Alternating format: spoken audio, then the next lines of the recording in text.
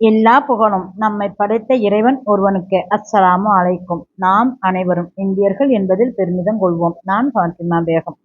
அன்பான சகோதர சகோதரிகளே, நன்மக்களே, எல்லோரும் நல்லா இருக்கிறீங்களா? இறைவனின் அருளால் நாம் அனைவரும் நலமாக இருப்போம். ஆமீன். இன்று நான் பேச ஏற்றுக்கொண்ட தலைப்பு, நம்முடைய குழந்தைகள் எங்கு சென்றாலும் கண்ணியப்படுத்தப்பட வேண்டுமா? அப்படி என்றால் பெற்றோராகிய நாம் முதலில் இதை செய்ய வேண்டும். இதுதான் இன்று நான் பேச ஏற்றுக்கொண்ட தலைப்பு.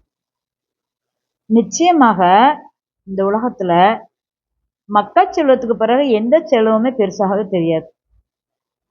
ஒரு ஆணுக்கும் பெண்ணுக்கும் கல்யாணம் ஆகுது, ஒரு வருடம் ஆயிடுச்சு, பரவாயில்ல.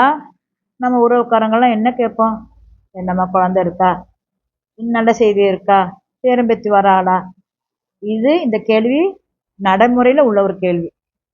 நம்ம ரொம்ப ஆவலா எதிர்பார்ப்போம். கல்யாணத்துக்கு அப்புறம் ஒரு குழந்தை பிறக்கணுங்கிறது எல்லா மக்களுக்குள்ளும் இருக்கிற ஒரு ஆர்வமும் ஆசையுமா இருக்கும். எப்போ ஒரு குழந்தை பிறக்கும் அப்படின்ற மாதிரி. அப்ப இந்த குழந்தை செல்வம் இறைவன் அருள்கொடையாக நமக்கு தந்ததாக தன்னுடைய திருமறையில சொல்றோம். நான் அருள்கொடையாக இந்த குழந்தைய உங்களுக்கு நான் கொடுத்தேன் அப்படின்னு சொல்லும்போது, அப்ப அந்த அருள்கொடையா தந்த அந்த குழந்தைகளை நாம எப்படி வளர்க்கணும்? அவங்கள இந்த நம்மளுடைய வீட்டுக்கும் சமுதாயத்துக்கும் மார்க்கத்துக்கும் நாம என்ன அழகா உருவாக்கி தரணும்? இது யாரோட பொறுப்பு? ஒவ்வொரு பெற்றோரின் பொறுப்பு. இப்ப கல்யாணம் ஆகி ஒருத்தர் கொஞ்ச நாள் குழந்தையே இல்லை, எல்லாரும் என்ன கேட்பாங்க தெரியுமா? என்னம்மா ஒரு குழந்தை இல்லையம்மா, அப்படித்தான் கேட்பாங்க. இப்ப என்னம்மா நீங்க வீடு கட்டிட்டீங்களா, நகை வாங்கிட்டீங்களா, சொத்து வாங்கிட்டீங்களா, எவ்வளவு பணம் உங்ககிட்ட இருக்கு, எவ்வளவு நகை இருக்கு, இப்படி யாருமே கேட்க மாட்டாங்க. ஏன்னா யாருக்கும் அப்படி கேட்க தோணாது. எல்லாரும் எதிர்பார்ப்பது அந்த மக்கள் செல்வம் தான். இறைவன் இந்த ஆண் பெண்ணை இணைய வைப்பதே ஒரு சந்ததியை உருவாக்குறதுக்காகத்தான். அதை முதல்ல நாம தெரிஞ்சுக்கிறோம். அப்ப அதன் மூலமாத்தான் இந்த உலகம் விரிவடைந்து வளருது. அப்ப இறைவன் நமக்கு வகுத்து கொடுத்த ஒரு அழகான ஒரு திருமண முறை, அதன் மூலம் நமக்கு பிறக்கக்கூடிய கண்ணியமான முறையில் உள்ள குழந்தைகள். இந்த குழந்தைகளை பெற்ற பின்பு நாம இதை எப்படி வளர்க்கணும், இந்த குழந்தைகிட்ட நாம எப்படி பழகணும் அப்படிங்கிற நிறைய விஷயங்கள் இருக்கு. சும்மா பெத்தா வளர்த்தா அப்படிலாம் வளர்க்க முடியாது, அப்படி போல வளரவும் செய்யாது. அப்படி வளரக்கூடிய பிள்ளைகள் பார்த்தா நிச்சயமா சமுதாயத்துக்கு நல்லதொரு பிள்ளைகளாக இருக்க மாட்டாங்க. ஆனா ஒரு குழந்தை பெற்றெடுக்கும் பெற்றோர் தாயும் தந்தையும் முதலில் தங்களை தயார்படுத்திக் கொள்ள வேண்டும். இந்த குழந்தையை வளர்க்கும் விஷயத்தில் நாம எப்படி எப்படி இருக்கணும்? இப்போ நம்ம குழந்தை பிறந்துருச்சு, 2 வயசு ஆச்சு, 2 வருஷம் பால் குடி, புள்ள குடிச்சு பால் மறக்கடிச்சாச்சு. ஏன்டா குரான்ல இறைவன் 2 வருடம் பால் கொடுக்க சொல்றான். அதனால நம்ம 2 வருடம் பால் கொடுத்தோம், பால் மறக்கடிச்சாச்சு. 2 வருடத்துக்கு அப்புறம் நம்முடைய குழந்தைகளை நாம ரொம்ப கவனமா கவனிக்க ஆரம்பிக்கணும். அவங்க செய்யற ஒவ்வொரு செயலையுமே நாம கவனத்துல எடுத்துக்கணும். அந்த 2 வயசுல இருந்து 3 வயசுக்குள்ள பிள்ளைங்களை சுதந்திரமா செயல்பட விடணும்.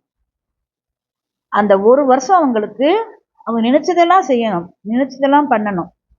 அப்படி அவங்க வளரும் போதுதான் அவங்களுடைய மனமும் உடலும் ஆரோக்கியம் அடையுது.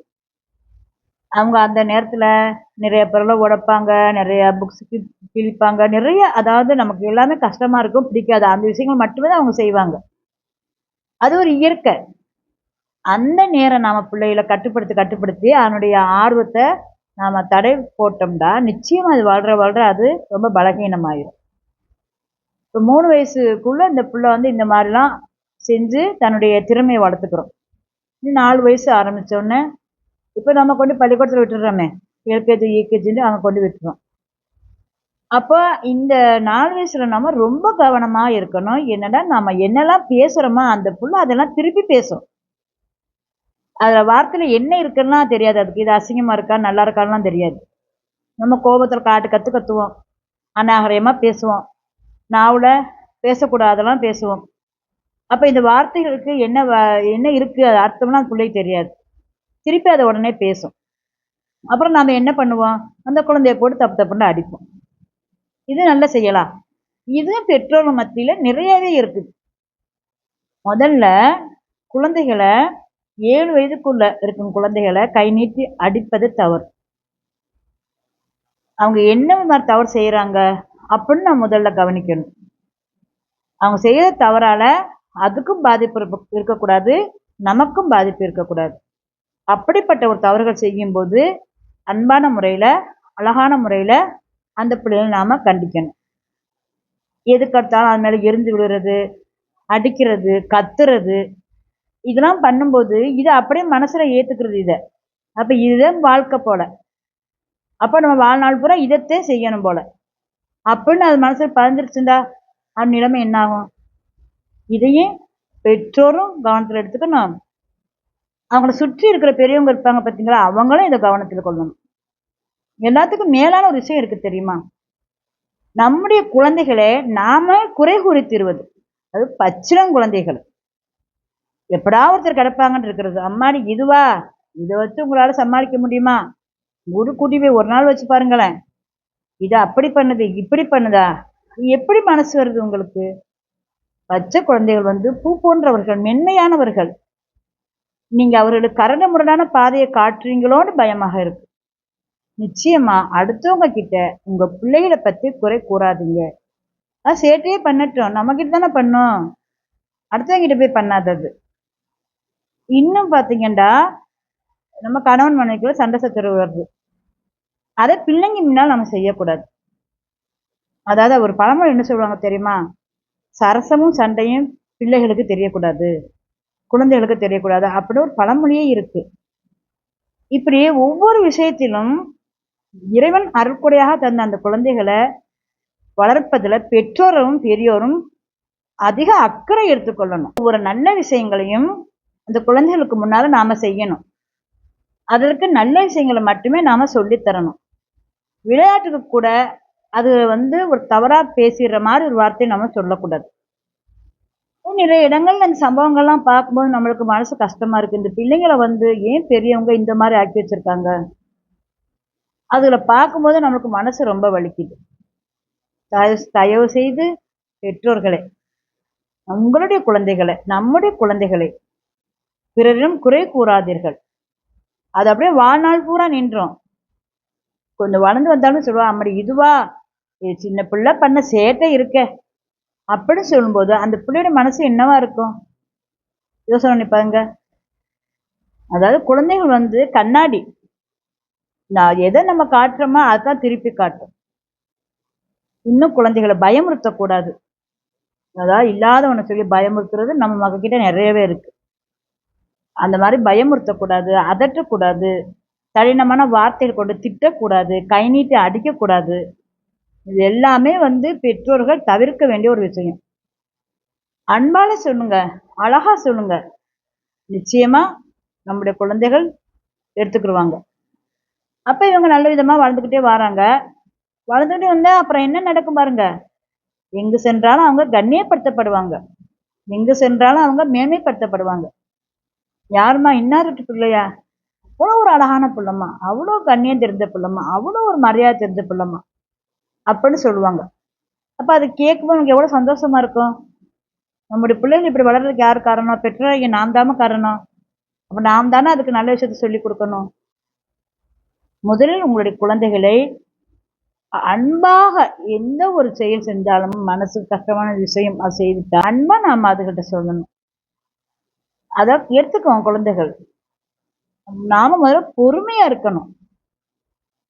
இப்போ ஒரு கை கீட்டுற தூரத்துல ஒரு கத்தி, ஏதோ கத்தரிக்கோலை இருக்குது, அதை நம்ம புள்ள எடுத்துருச்சு.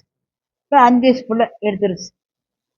அது என்ன செய்யுது? அந்த எடுத்துக்கிட்டு நம்ம நோக்கி அது எதிர்நோக்கி வருது.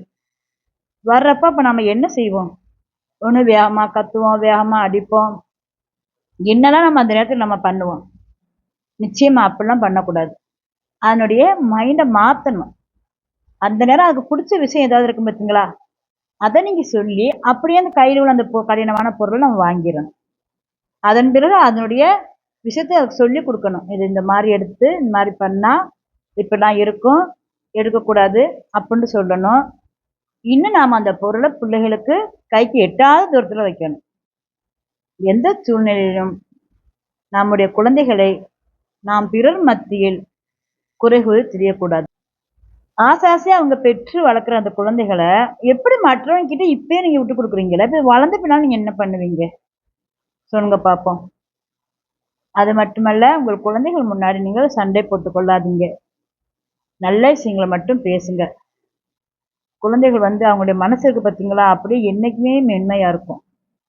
அதனால, அந்த மென்மையான மனசுல கரடுமுரடான ஏதாவது ஒரு விஷயத்த உண்டு பண்ணிறாம, முழுக்க முழுக்க பெரியவங்களாகிய நாம பார்த்து பார்த்து அந்த பிள்ளைகள வளர்க்கணும். இறைவன் என்ன சொல்றான்? அருள்கொடையாக தந்தேன். அருள்கொடையாக தந்த அந்த பிள்ளைய பற்றி மறுமையில உன்ட்ட கேட்பேன். எத்தனையோ பெற்றோர்கள் பிள்ளைகளால நரகத்துக்கு போவாங்களாம். இறைவன் தன்னுடைய திருமறையில சொல்றான். இப்ப அதுக்கு யாரு காரணம்? நம்முடைய வளர்ப்பு முறை தான் காரணம். அதனால் பிள்ளைகள் பேச ஆரம்பிக்கும் போதே அழகான முறையில பிஸ்மி சொல்லிக் கொடுங்க, போத சொல்லிக் கொடுங்க, ஓதி கொடுங்க, நம்முடைய மார்க்க விஷயங்களை சொல்லிக் கொடுங்க. அந்த சின்ன வயசுல அந்த பிள்ளைகள் ஒரு சூறாவை மனப்பாடம் பண்ணி ஓதும்போது கேட்குற காதுல அப்படியே அவ்வளோ ஒரு நமக்கு தாங்க முடியாத சந்தோஷமா இருக்கும். 4 வயதுல ஒரு குழந்தை 3 வயதுல ஒரு சூறாவோ, ஒரு ஸலவாத்தோ ஓதும்போது நமக்கு அவ்வளோ சந்தோஷமாக இருக்கும். அதனால முழுக்க முழுக்க பெற்றோர்களே கவனத்துல வச்சுக்கிறோங்கம்மா. நம்முடைய குழந்தைகள் எங்கு சென்றாலும் கண்ணியப்படுத்தப்படணும். அதுக்கு முழு பொறுப்பு பெற்றோராகிய நம்ம கிட்ட தான் இருக்கு என்று கூறி நான் செய்தியை முடிச்சுக்கிறேன். மீண்டும் ஒரு செய்தியுடன் உங்களிடம் வருகிறேன். இன்னும் விரிவாக அனைத்தையும் அலசி ஆராய்வோம். இன்ஷா அல்லாஹ்.